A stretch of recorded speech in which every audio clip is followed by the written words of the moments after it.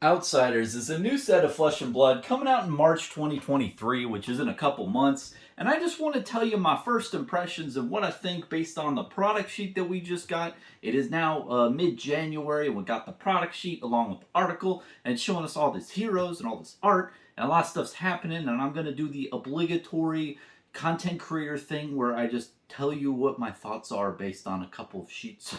But ultimately, man, I really like the release schedule here. It's really good. You have like nice time to play with the current set, and then it dies off, and then we get like this, little crumbs of information of the new set, like Outsiders right now, and then as the month gets closer and closer towards the release, you get little more crumbs here and there, and it's just a really good way of like rolling out a product and then going into the new product. So it's really great, And what's crazy is this is the ninth set of Flesh and Blood. Can you believe it? I for sure can't. Time goes by fast. So I got my sheet of shit I want to say. Ultimately, first off, I want to notify you that the Haven Game Store is a great local game store near me. You can buy singles for Flesh and Blood online and ship to your house. And use promo code Bronson exclamation point in the description of this video, and you get 10% off your singles order. I don't make money off that. I just love those guys, and I look forward to going to the pre-release for Outsiders there. That's the biggest thing with this new set is it's draftable. I love draftable Flesh and Blood sets. I love the core sets because just pre-release weekend is my favorite type of event for Flesh and Blood. It's a blast.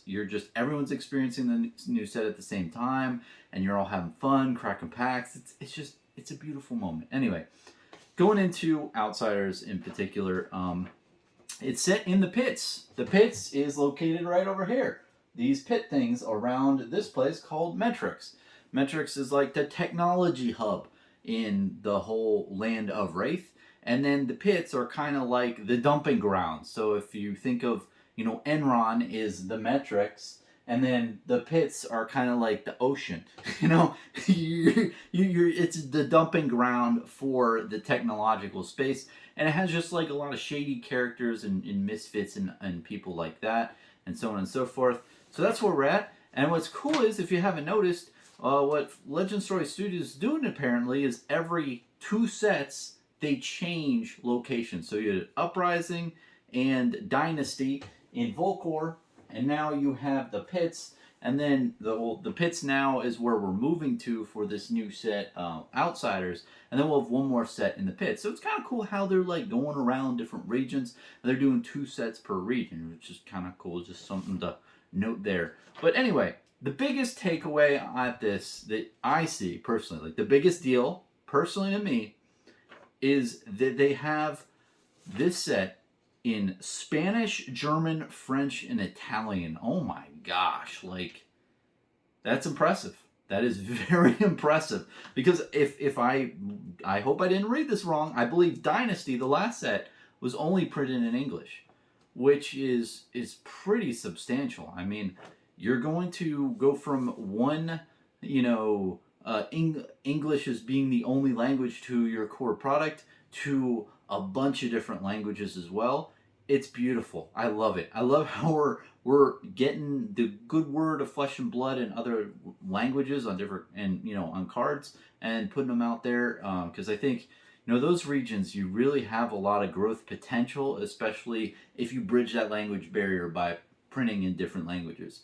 I met a good amount of people at Worlds, and I remember one guy in particular said, "Hey, Latin America, we really need more support down here," and other cards. So I hope this printed in Spanish, that helps, but I'm not too like keen on that. But long story short, more languages equals more growth opportunity for Flesh and Blood. I think it's going to be huge, especially with like the art and how they're really just killing it with these sets now. So that's the biggest takeaway I have. That's huge. It's not only the core product, but the Blitz decks as well. I think that was a really good play, and I'm really curious to see how that materializes in just growth of the game in general. The next is Marvel, so let's talk about that. So in this set, I don't know if you saw it, man. The Marvel is like amazing. This Marvel right here, Codex of Frailty. This artwork right here is just it's beautiful, and it comes straight from the lore book of Flesh and Blood, if I remember correctly. There's this really cool botany section where it shows like all these plants and animals and stuff, and it has this theme. But this card is just breathtaking, man. I love it. But ultimately, what I really like about what they did with the Marvel slot, from what I'm reading on the sheets and everything, who knows if they're going to switch it up. But in Outsiders, there's only 3 Marvels. In the last 2 sets, in Uprising, there was 15. You know, you got all those dragons. And then in Dynasty, there was 14, which were a lot of those nice weapons and stuff. So they significantly reduced the amount. I like this. I like how when you pull one of those Marvels, it's going to feel special from what I'm reading now. Because, you know, in the past with the dragons, I pulled, I think, just one dragon in the past in Dynasty, and it felt good at the time. I was like, whoa! And the card art was on those dragons is just breathtaking. But then when I saw, like, oh, it's only worth $20, that's not that big of a hit, right?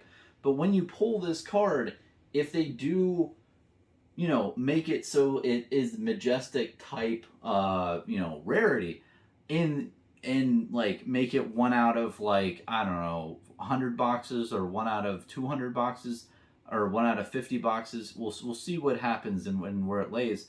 But I think it's gonna feel more impactful and more special if you have it less likely to occur. That's all I'm you know, conveying here.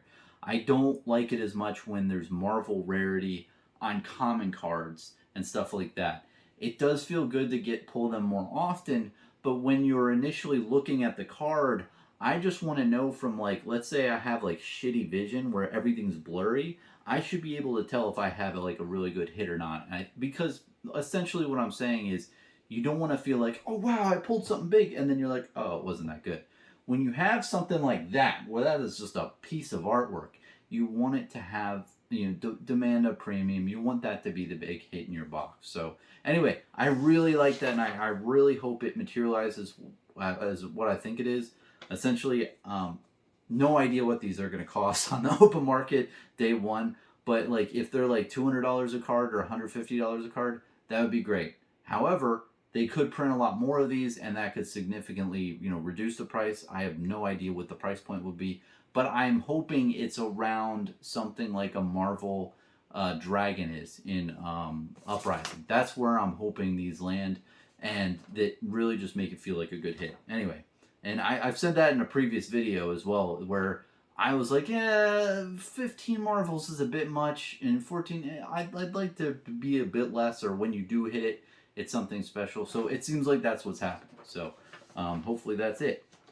Next, we're talking about hybrid class cards. I think a lot of content creators in the past talked about how this would be a thing, and we were really speculating that, you know, it was going to go down.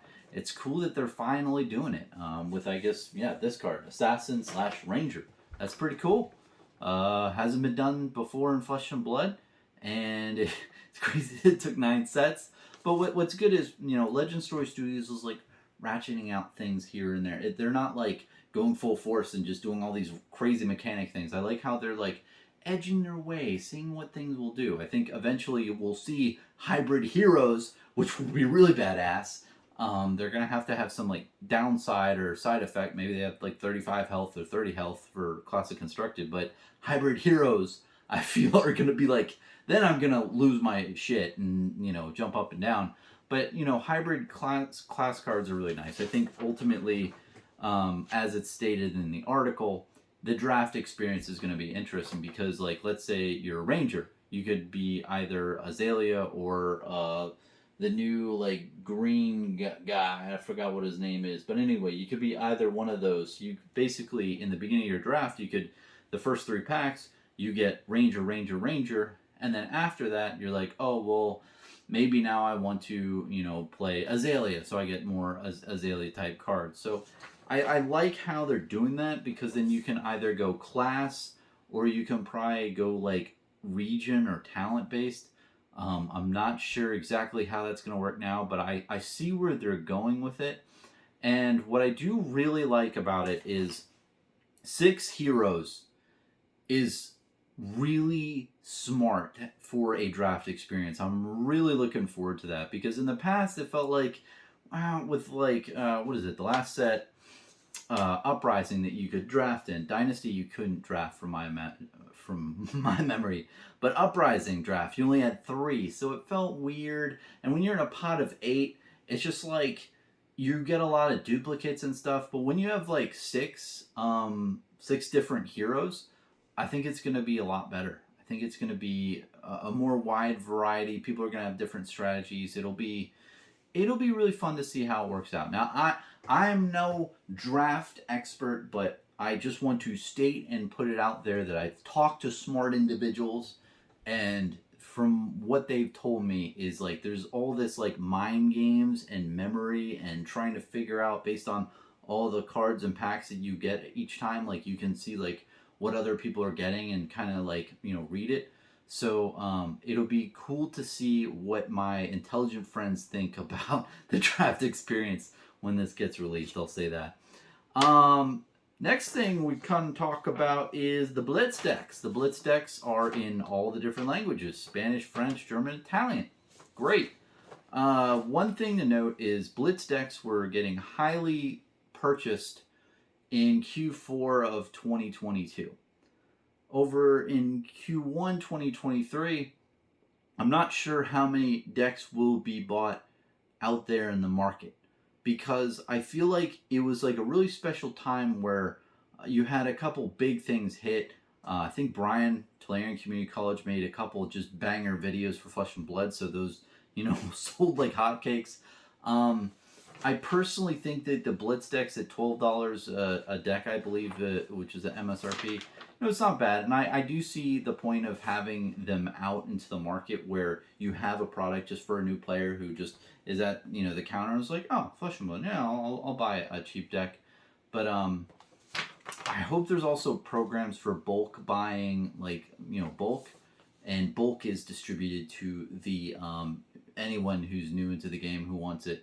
Or some type of program around that where players can trade in their bulk or create bulk decks, and basically you create commoner decks from your bulk, create like 30 decks, and you trade them into a local game store for like a promo card.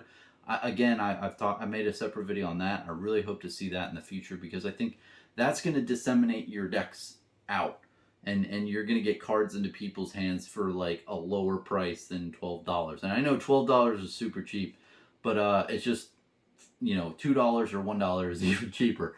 But anyway, that's kind of all I have to say with the Blitz decks, other than I really like how there's 6 different Blitz decks. One thing to really note with Flesh and Blood and a lot of games of this type of fantasy genre is everyone likes to feel like they have like a certain thing, like a class or a specification. And when you release things out there that are like Uprising, you only had 3 heroes. You don't have much diversification. If you have like a friend group of like 4 or 5 people, each person can get a different hero, which is pretty cool. It's that you identifying with a character and really embodying them is really what gets people into Flesh and Blood. I mean, think like Yazi is a perfect example of a player who's just totally encompassed the brute mindset. Or Manson, again, loves Levia, and he embodies that in his, just journey of Flesh and Blood. You want people to be like that, where there's a breadth of classes for new people to, buy when they're, buying Blitz decks. Another thing I want to note, this kind of gets closer to the end, is it's always good to buy singles. Again, the Haven Game Store, link down below. I personally have purchased like a box or 2 here or there and opened them up maybe in the last 6 months. I haven't opened too many booster boxes, but it's always good to buy singles you need. And especially remember, the first 2 to 3 weeks, card prices are going to be high because there's not many cards out there in the market. And then after 3 weeks, it usually dips. I'll make that video that I always make around this time talking about that because it's important to note.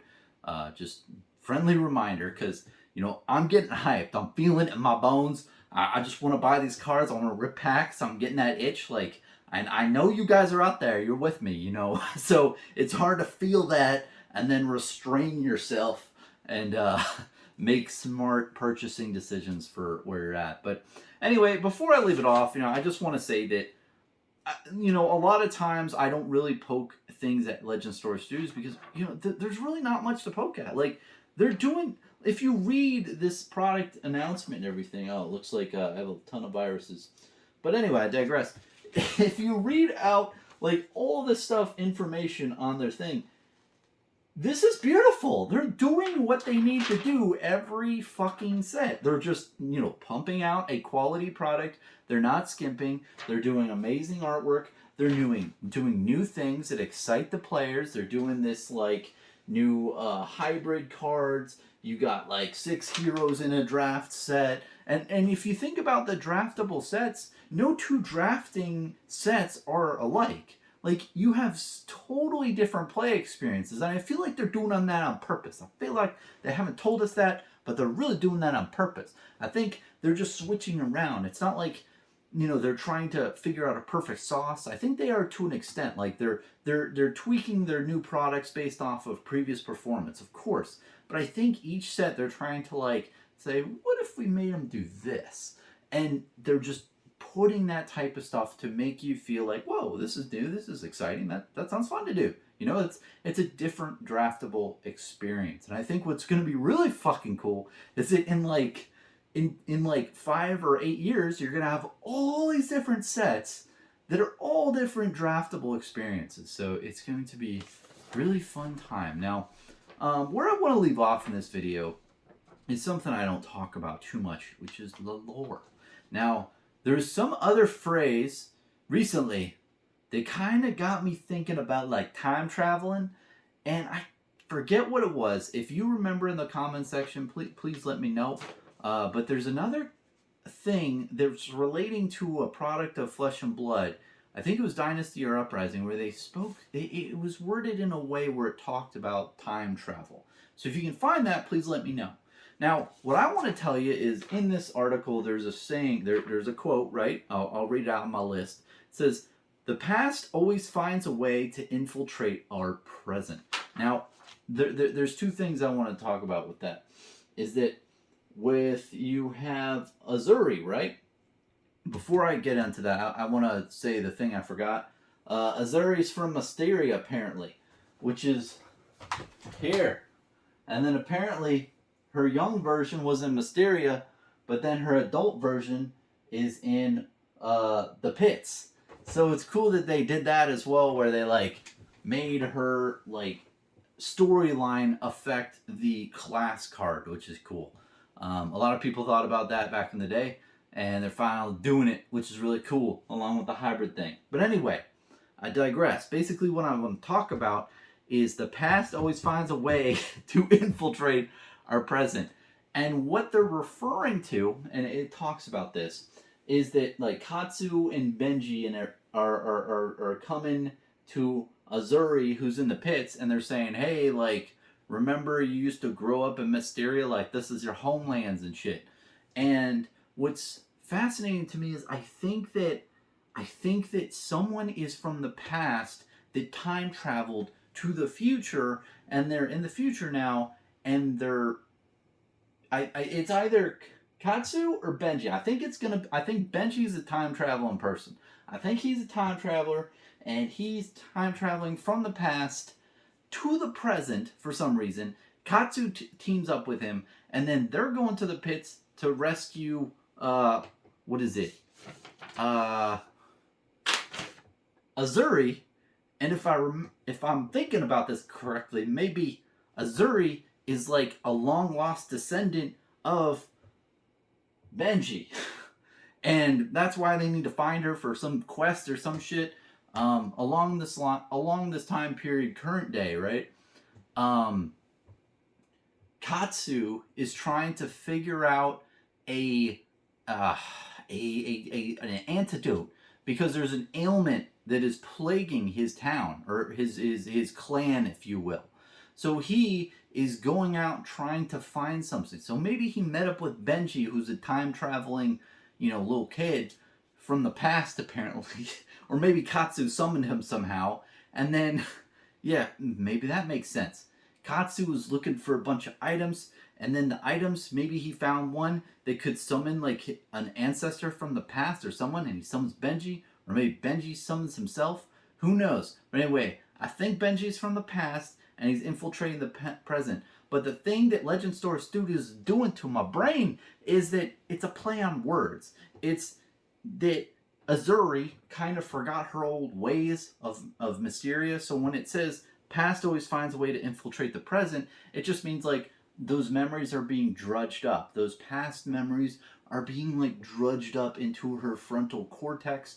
And that is one meaning. But then the opposite meaning is, there's a time travel person from the past coming to the future. So, and the way you know that is it says infiltrate our present. I'm dropping everything. But anyway, that's my theory. And I appreciate you sticking to the end to listen to my ass ramble on about really cool product that's coming out for Flesh and Blood and Legend Story Studios. It's been a ride, man. It's been a lot of sets. I'm so happy for the game, and this just looks like another really damn good product. I don't know what to say. And ultimately, just rambling on a little bit, I think that a lot of the money in Flesh and Blood is just pumping into the new product. They keep releasing good stuff. Money's still going to the new stuff. And the market keeps on getting bigger and bigger and bigger. The secondary market overall, because you have many sets, of course. But, they just keep making quality stuff. And I'm really looking forward to seeing what they announce. Because like last set, we learned that you don't have all the information in the beginning. Sometimes you think the set's going to be about the Emperor. And then 1 week before the set release, dead. Assassinated. So we'll see who lives and who dies here. But yeah, I'm just really excited overall, man. It's going to be a cool ride ahead. So let me know if you have any questions, comments in the description of the video. I really appreciate you watching. Cheers, man.